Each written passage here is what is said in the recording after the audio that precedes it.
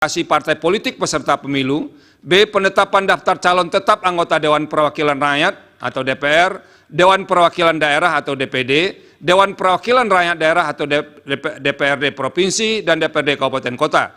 Dan C. Penetapan pasangan calon presiden dan wakil presiden berada dalam kewenangan Bawaslu. Berkaitan dengan kewenangan tersebut, bila mana tidak menerima putusan Bawaslu, kontestan pemilu dapat mengajukan sengketa proses pemilu ke Pengadilan Tata Usaha Negara atau PT-UN, VID pasal 470 Undang-Undang Pemilu. Selanjutnya terkait dengan penyelesaian tindak pidana pemilu menjadi kewenangan Bawaslu, Kepolisian dan Kejaksaan Agung yang tergabung dalam Sentra Penegakan Hukum Terpadu atau Gakumdu, VID pasal 486 Undang-Undang Pemilu. Terakhir, penyelesaian perselisihan antara KPU dengan peserta pemilu mengenai penetapan perolehan suara hasil pemilu anggota DPR, DPD, dan DPRD secara nasional, dan penetapan perolehan suara hasil pemilu presiden dan wakil presiden menjadi kewenangan Mahkamah Konstitusi, VID pasal 474 dan pasal 475 Undang-Undang Pemilu. Kewenangan konstitusional Mahkamah Konstitusi untuk menyelesaikan perselisihan hasil pemilu pada tingkat pertama dan terakhir yang putusannya bersifat final diatur dalam pasal 24C ayat 1 Undang-Undang Dasar 1945. Selain itu, kewenangan Mahkamah Konstitusi juga diatur dalam Undang-Undang Pemilu sebagaimana disebutkan di atas dan juga berdasarkan pasal 10 ayat 1 huruf D Undang-Undang Nomor 24 Tahun 2003 tentang Mahkamah Konstitusi sebagaimana telah diubah terakhir dengan Undang-Undang Nomor 7 Tahun 2020 tentang perubahan ketiga atas Undang-Undang Nomor 24 Tahun 2003 tentang Mahkamah Konstitusi, Lembaran Negara Republik Indonesia tahun 2020 Nomor 216, tambahan Lembaran Negara Republik Indonesia Nomor 6554, selanjutnya disebut Undang-Undang MK. Dan pasal 29 ayat 1 huruf D Undang-Undang Nomor 48 Tahun 2009 tentang kekuasaan kehakiman, lembaran negara dan seterusnya dianggap dibacakan. Artinya, semua pengaturan tersebut merupakan delegasi dari norma konstitusi in casu pasal 24C ayat 1 Undang-Undang Dasar 1945.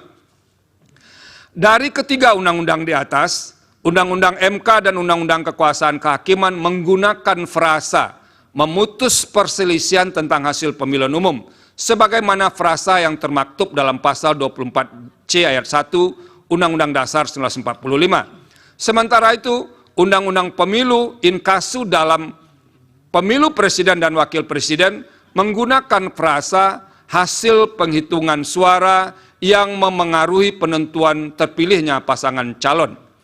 Terlepas dari adanya perbedaan tersebut, menurut Mahkamah, kewenangan untuk menyelesaikan perselisihan hasil pemilu presiden dan wakil presiden tidak dapat dilepaskan dari kewajiban konstitusional Mahkamah Konstitusi sebagai peradilan konstitusi yang harus memastikan penyelenggaraan pemilu tidak melanggar azas-azas pemilu yang bersifat langsung, umum, bebas, rahasia, jujur, adil, dan berkala sebagaimana ditentukan dalam pasal 22E ayat 1 Undang-Undang Dasar 1945. Artinya, secara konstitusional, Undang-Undang Dasar 1945 mengandung semangat yang menghendaki penyelenggaraan pemilu yang berkeadilan, demokratis, dan berintegritas. Bahwa salah satu kunci untuk mewujudkan penyelenggaraan pemilu yang berkeadilan, demokratis, dan berintegritas tersebut adalah penegakan hukum pemilu dalam rangka mengukuhkan legitimasi hasil pemilu. Untuk itu, apabila diletakkan dalam konteks kewenangan Mahkamah Konstitusi, sebagaimana diatur dalam pasal 24C ayat 1 Undang-Undang Dasar 1945, frasa memutus perselisihan tentang hasil pemilihan umum dimaksud harus dimaknai sebagai upaya mewujudkan pemilu yang berkeadilan, demokratis, dan berintegritas. Artinya, sekalipun Undang-Undang Pemilu telah mendesain begitu rupa penyelesaian masalah pemilu pada masing-masing kategori dan diserahkan kepada lembaga-lembaga yang berbeda, bukan berarti Mahkamah tidak berwenang untuk menilai masalah hukum pemilu yang terkait dengan tahapan pemilu berkenaan dengan penetapan suara sah hasil pemilu. Salah satu dasar untuk membuka kemungkinan tersebut adalah penyelesaian yang dilakukan lembaga-lembaga sebagaimana diuraikan di atas masih mungkin menyisakan ketidaktuntasan, terutama masalah yang potensial mengancam terwujudnya pemilu yang berkeadilan, demokratis, dan berintegritas.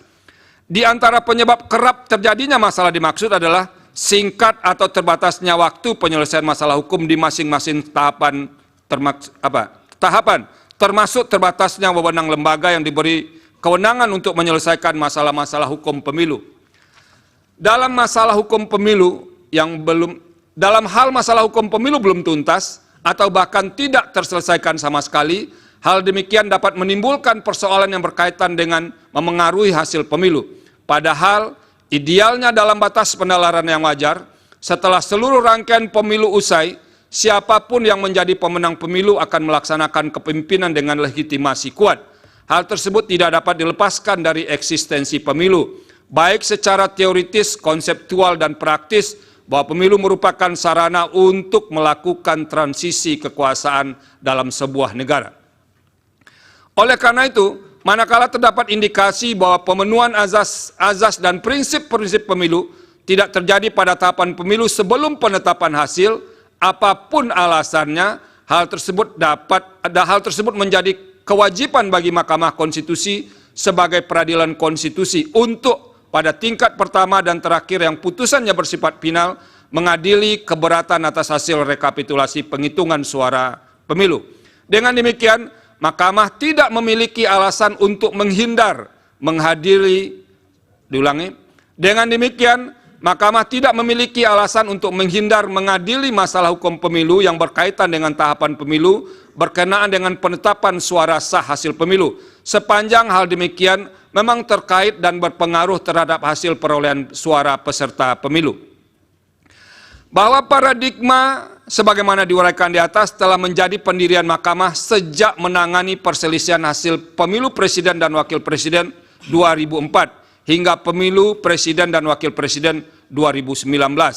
Misalnya, dalam putusan Mahkamah Konstitusi nomor 01 PHPU strip pres strip 16 Romawi strip 2019 yang diucapkan dalam sidang pleno terbuka untuk umum pada tanggal 26 Juni 2019 berkenaan dengan paradigma dimaksud pada paragraf pada halaman 1813 sampai 1815 paragraf 3.11 putusan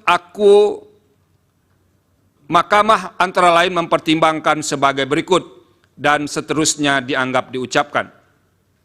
Berdasarkan pertimbangan hukum dan kutipan putusan di atas, telah jelas bahwa Mahkamah dalam melaksanakan kewenangan sebagaimana dimaksud dalam pasal 24C ayat 1 Undang-Undang Dasar 1945 tidak hanya sebatas mengadili angka-angka atau hasil rekapitulasi penghitungan suara, tetapi juga dapat menilai hal-hal lain yang berkaitan dengan tahapan pemilu berkenaan dengan penetapan suara sah hasil pemilu.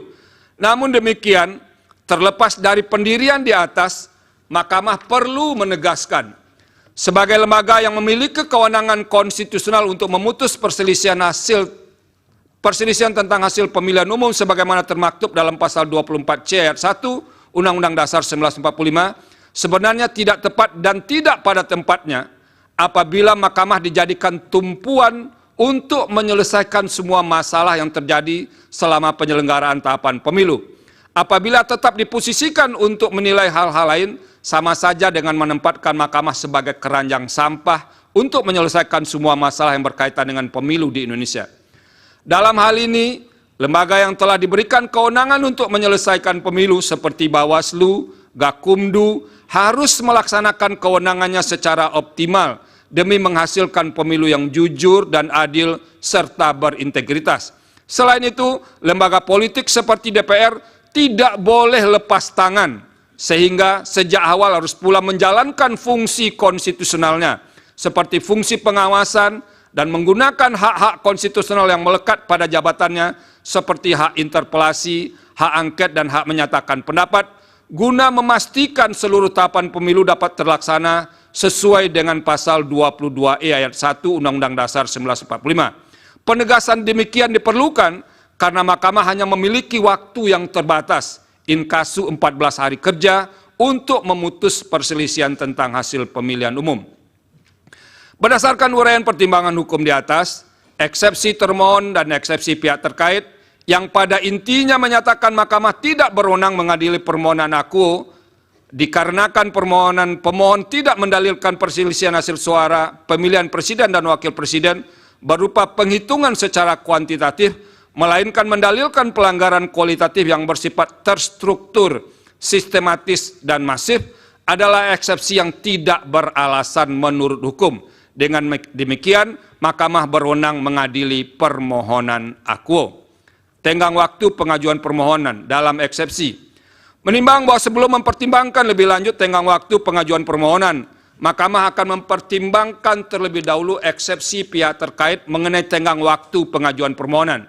Selanjutnya dianggap diucapkan bahwa pemohon mengajukan permohonan penyelesaian perselisihan hasil pemilu terhadap penetapan perolehan suara hasil pemilu presiden dan wakil presiden tahun 2024 ke Mahkamah pada tanggal 21 Maret 2024 pukul 00.58 WIB berdasarkan akta pengajuan permohonan pemohon nomor 01/01 garis miring AP3 strip press garis miring PAN.MK garis miring 03 2024 bertanggal 21 Maret 2024.